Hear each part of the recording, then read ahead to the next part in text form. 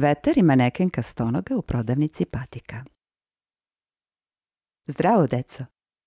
Znam da ste otvorili prozore kako bi se doduvao do vas. Hvala vam od srca. Evo me. Dolazim. Danas na pijaci gde se kupuju priče nisam pronašao ni jednu novu. Posle duge hladne zime svima je ponestalo mašte, ali ne brinite. Imam jednu rezervnu. Duvajući svakodnevno, ponekad se umorim i poželim da malo šetam ili trčim. A za to su potrebne? Šta? Dobre patike, naravno. Nemojte se čuditi, imam ih i volim da ih nosim isto kao i vi. Ove patike koje sam večeras obuo su crvene. Kupio sam ih u radnji gde sam sreo stonogu. O njoj hoću da vam pričam. Kao što znate, stonoge imaju 100 nogu, a nekad i više. Ali to i nije tako važno, sem ako nisi manekenka u sportskoj radnji i reklamiraš patike. Onda je i tekako važno koliko pari patika ti treba. Toliko patika? Pa to je čitavo bogatstvo, reče povetarac stonogi dok je obuvala svoj 48. par. Jeste, odgovori pričljiva stonoga. Ovo je samo za slikanje, ja sam manekenka. Kako? Začudi se povetarac. Postala sam to sasvim slučajno. Pre nego je sredio radnju, vlasnik je stavio teglu na mene. Nisam uspela da pobegnem, jer ponekad volim da sanjarim.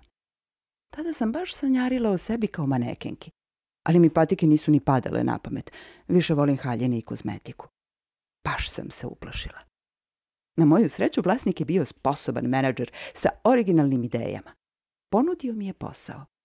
Manekenka za reklamu sportske obuće.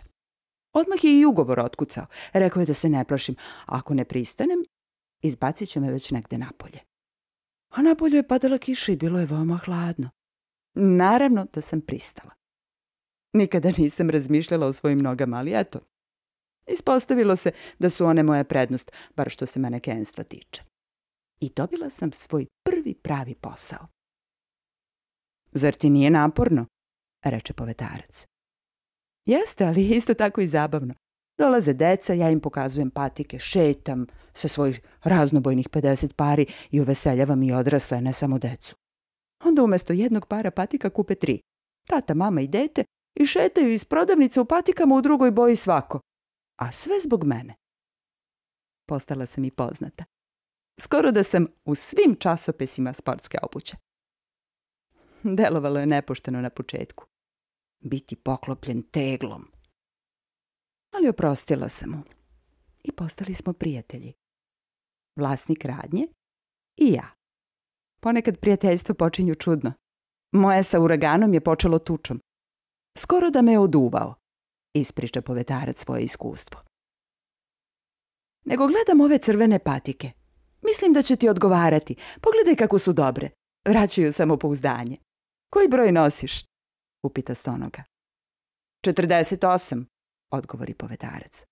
Au, baš velika stopala imaš. Nikada ne bi mogao da budeš stonoga, reče. Zato sam i sreo tebe. Ni ti ne bi sa toliko nogu mogla da budeš vetar. Dobro je onda što smo se upoznali. Baš mi je vruće. Upravo sam zavezala 100. pertlu. Ohladi me malo. Dunu povetarac malo jače. Tako mi prija tvoje duvanje.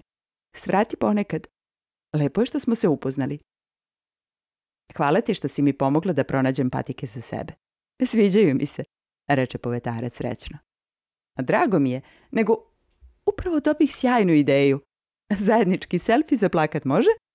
Uzviknu stonoga uzbuđeno. Naravno, draga prijateljice. I škljocnu aparat fotku baš za plakat. Sada zaista žurim. Već sam se isuviše zadržao, pao je mrak. Ako još malo ostanem, bit će to priča za dobro jutro. Nego, mogu li da im ispričam o tebi i našem susretu? Biće zanimljivo deci. Prilično siguran u svoju tvrdnju, reče povetarac. Naravno da možeš, reče stonoga. Pozdravi ih i neka dođu da se družimo i izaberemo nove patike. Laku noć, stonogo, polećem. I laku noć, deco. Ovoga puta pričam priču za dobro jutro. Ostavite prozore otvorene. Leto je.